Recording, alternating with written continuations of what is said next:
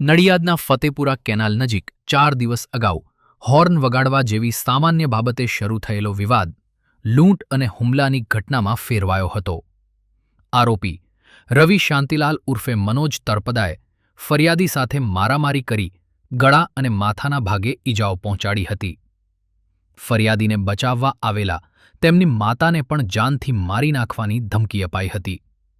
બાદમાં આરોપી ફરિયાદીના ગળામાંથી અંદાજે 1,20,000 રૂપિયાની સોનાની ચેન લૂંટી ફરાર થઈ ગયો હતો।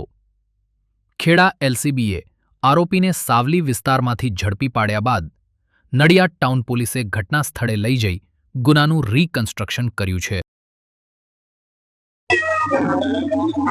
आज रोज भगवान भगवान जोड़ने रथयात्रा આજે લાલ કિલ્લા સુધી પહોંચી અને આખી રથયાત્રા સંતોષના માહોલમાં ચાલી પોલીસનો બંદોબસ્ત ગોઠવાયેલો છે। આ લોકોની સાથે મુસ્લિમ બિરાદરોની સાથે ખૂબ જ હર્ષપૂર્ણ માહોલમાં આ રથયાત્રા નીકળી રહી છે।